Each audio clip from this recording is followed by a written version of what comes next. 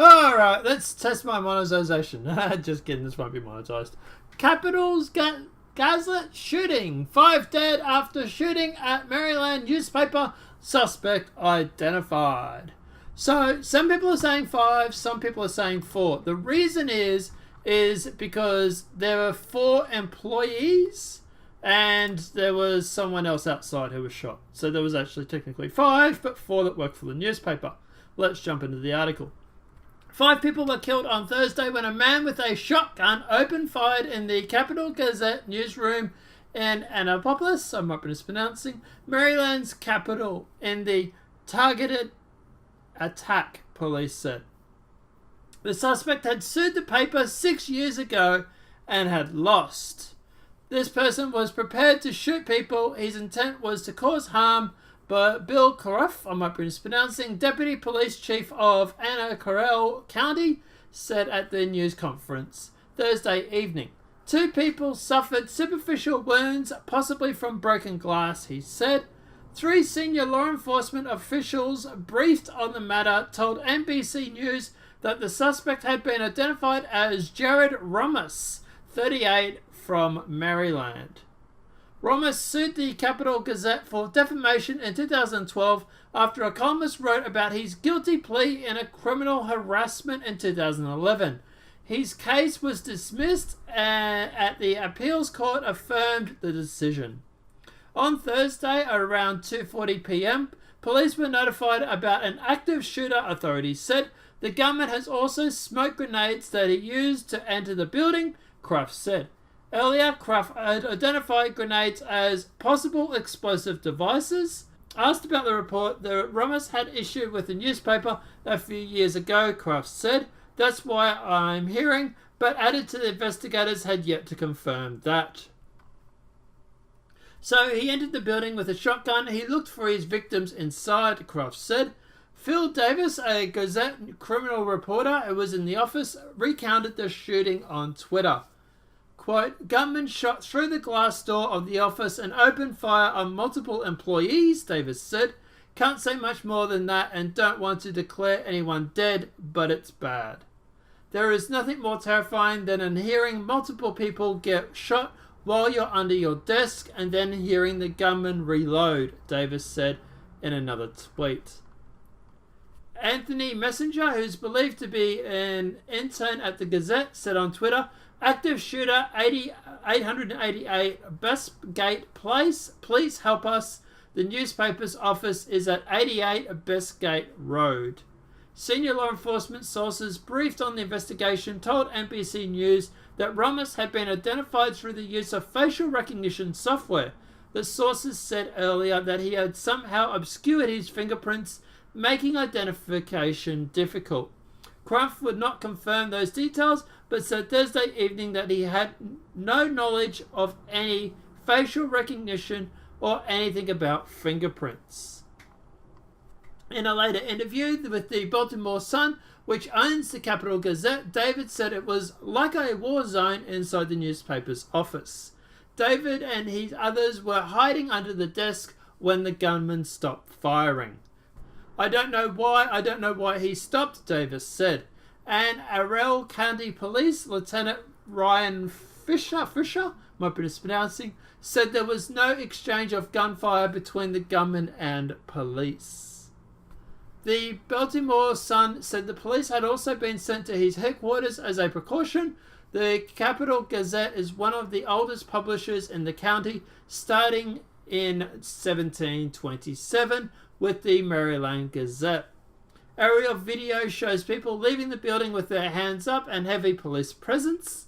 Cove said threats were sent to the newspaper on social media, but the police are trying to confirm what account the threats were sent from and who actually sent them. To my knowledge, those threats were as early as today, he said. They were general threats towards the Capital-Gazette, he said. They included violence. The victims were shot on the first floor of the building, Cruff said. We have no knowledge at all where he was targeting anyone specific, Cruff said.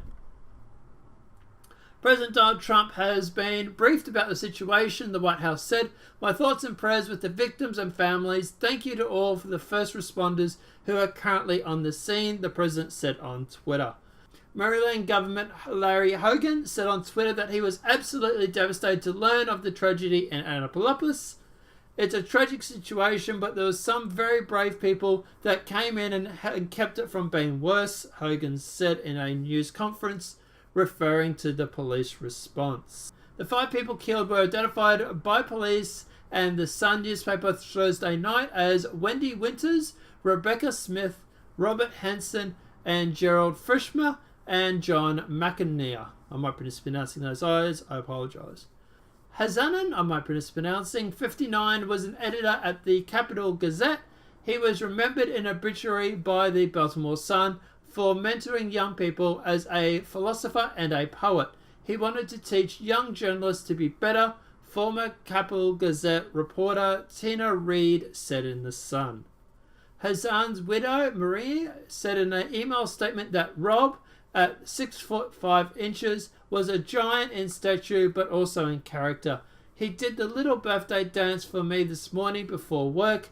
Today is my birthday, and he loved being a dad, an editor who helped shape the young talent, and creative writer and humorist. He loved to laugh, he loved the ocean, he loved his words," she said. Smith, 34, a sales assistant, was recently hired, remembered for her love of her family. Winters, 65, was a prolific writer who had past careers in fashion and public relations. Fisherman, 61, was a writer remembered for scathing insightfuls and always exacting editorials about the community. And McMahon, I might be mispronouncing that, known as Mac, was also a writer who pursued his dreams of sports reporting. He was recalled as just a jack of all trades and a fantastic person, according to obituaries published by The Sun. Teronic Inc., the company that owns the Baltimore Sun, said in the statement, "We are deeply saddened today by the attack in our Capital-Gazette newsroom. Our thoughts and prayers are with the victims and their families." Chairman and CEO Justin DeBoer said, "We are focusing now on providing our employees and their families with support during this tragic time. We commend the police and the first responders for their quick response." Capital-Gazette reporter E.B. Ferguson III, who was having lunch at a nearby mall when the shootings occurred, said he lost some friends in Thursday's shooting. He said they would want to be remembered as doing their bit for local journalism, day in and day out, night in and night out. They were just doing their jobs, Ferguson said. Chase Cook, a reporter for the Capital-Gazette, said on Twitter, "I can tell you this, we're putting out a damn paper tomorrow." Okay, so obviously at the end of the day, look, obviously this is a tragedy and people are already trying to go through and trying to find an scapegoat. Of course they are. One of the persons that people are trying to blame at the moment is Milo Yiannopoulos, who obviously, look, full discredit, did make a bad joke about this a few days ago. He called for gunning journalists down on site, says it was a private joke. So, right-wing provocateur Milo Yiannopoulos recently told at least 2 news outlets that he wanted vigilantes to start shooting journalists, but insisted Thursday that he did so to taunt reporters. Quote, "I can't wait for vigilante squads to start gunning journalists down on site," the author and agitator told the reporter for the New York Observer over a text message. The news outlet, which was writing about the incident this week, was working on a feature story about the New York City restaurant that Yiannopoulos reportedly frequents. So Yiannopoulos, when asked to elaborate, told the reporters that it was his standard response, according to the Observer. Yiannopoulos has also sent similar messages to Will Summer, a Daily Beast reporter. Now, obviously, since then, Milo has been banned from PayPal after shooting. Says he made a private joke about murdering journalists. Conservative pundit Milo Yiannopoulos on Thursday defended himself against accusations that private comments he made to journalists were responsible for the I might be mispronouncing, newsroom shooting earlier in the day, which left 5 dead and several others injured. As for Milo, no, I don't think he is responsible. To be honest, I hadn't even heard about that comment. So, yeah, even if Milo had made those comments, the newspaper has aired them. So, they have to take some responsibility for airing those comments themselves. And at the end of the day, this guy had a history of having a problem with the newspaper reporter. He had recently tried to sue them in 2012 for defamation, had failed. He had a grudge. And that was long before Milo even made his comments. And you're basically assuming that Milo can make an off-color joke and people will go out and actually do it. I don't even think Milo has that sort of persuasion, I'd like to say, I suppose, for lack of a better word. But don't worry, Reuters is now editor blames Trump for Annapolis newsroom shooting. Blood on your hands. Yes, because a guy with a history of a problem with a certain newspaper is going to take notice of Trump when he calls him the enemy of the people. But let's jump into it. Robert Cox, global editor for Thomson's Reuters Breaking Views vertical, said the Capital-Gazette newspaper shooting was a direct response to President Donald Trump's criticism of mainstream media. He quoted saying, "This is what happens when the real Donald Trump calls for journalists the enemy of the people. Blood is on your hands, Mr. President. Save your thoughts and prayers for your empty soul." Look, at the end of the day, the fact about this is, if you go on about Trump saying this, what about what you just said? You have literally just called Trump an empty soul. The mainstream media has gone through and made a history of demonizing Trump over the past 2 years. Are you responsible for Steve Scalise's shootings? What about putting on plays where the President of the United States gets stabbed? Are you responsible for that? Is that inciting violence? In fact, I would say that would be a better indication of someone going out and doing it than someone shooting up a newspaper or a news reporter or a newsroom because he tried to sue them in 2012. At the end of the day, obviously, I think the trying to sue them for defamation is a bigger thing than Trump's tweets. And I think you are trying to find some way of blaming the president for this. And I'm sorry, it's not going to work. And like I said, if you want to blame the president for his tweets and for this shooting, then you're responsible for Andrew Scalise's shooting.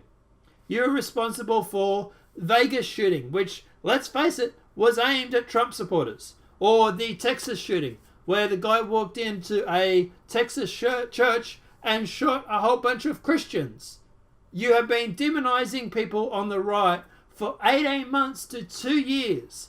If you want to play the blame game, media, you're responsible for that. The only difference is at the end of the day, I would actually make the argument what you're doing is actually more divisive than Trump. But let's keep going. Update: Cox has since deleted the tweet and acknowledged jumping to a conclusion. Funny how he's admitted that now, isn't it? Quote, "Fair enough to call me out for jumping to a conclusion about the motives here. Vilifying any category of people, journalists, migrants, conservatives, liberals, can incite violence. This one hits close to home. Generally saddened."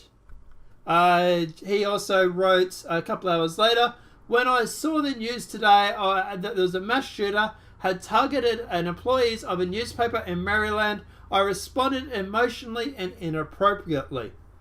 Through my comments were entirely personal. They were not in keeping with the Reuters' trusted principle and my own standard for letting facts, not snap judgments, guide my understanding.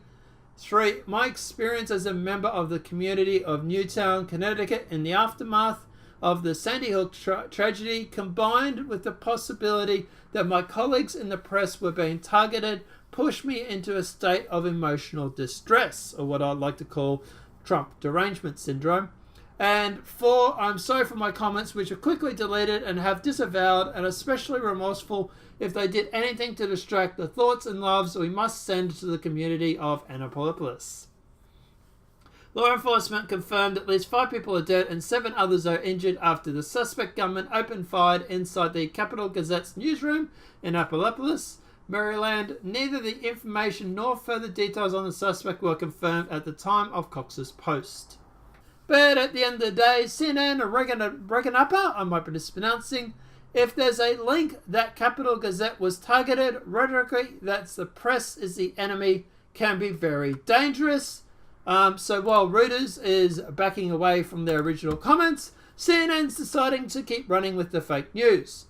Thursday, CNN legal and national security analysis and former FBI special agent Ashta Rangapaka, might be mispronouncing, said that there has been a consistent rhetoric coming from the event of the president that his press is the enemy of the people. And if there's a link that the Capital-Gazette was targeted, that kind of rhetoric can be very dangerous in these times. Rangapaka, I might be mispronouncing, said, and just to relate this back to kind of big conversations that we've had about civility and rhetoric, lone wolf actors are often alienated by individuals who are looking for displacement, their anger and frustrations onto someone kind of outside entity or enemy. And I think it's worth pointing out that we've had consistent rhetoric coming even from the president. The press is the enemy of the people. That's been repeatedly constant, and I think it's worthwhile noting, even if there's a link here, that publications were being targeted. That kind of rhetoric can be very dangerous in these times. So look at the other end of the day, CNN is running with it, which is why I've sent this and this tweet, basically calling her out for it. But anyway, I'm not expecting a response.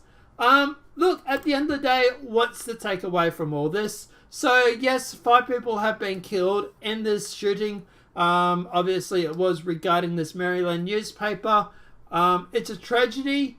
Do I think Trump is involved or responsible? No. Do I think Milo Yiannopoulos, I might be mispronouncing his name, I never can get it right. Do I think he's responsible? No. Do I think he deserved to lose his PayPal? Probably not. Look, he said some off-color jokes. But God, haven't we all? But guys, yeah, look, at the end of the day, I think the person that's responsible for this is this guy. He is responsible. In fact, there's rumors going around on the internet at the moment that he was actually, the police department was warned about this guy a few years ago by a woman because he was stalking her. We have yet another case of a guy who has been reported to the police department as a possible threat and them not doing anything from what we know. Obviously, I'll be looking into that later, tomorrow or something when we have more details about this. But yeah, reportedly, he was reported to the police department for stalking. Maybe that should have been a bit of an alarm bell. But yeah. But hey, the media won't focus on that because they're too busy trying to blame Trump or Milo. Because let me know your thoughts are in the comment section below. Do you think Milo or Trump is responsible for this? Do you think the rhetoric that they put out is somewhat harmful? Or do you think that if mainstream media actually finally got its shit together and stopped reporting fake news, people would stop calling them out for being fake news? Personally, that's my belief. Let me know your thoughts are in the comment section below. If this video has been helpful, please smack a like. If you're new channel, welcome and subscribe. Apart from that, guys, I'll see you in the next demonetized video from YouTube. Have a great day and enjoy.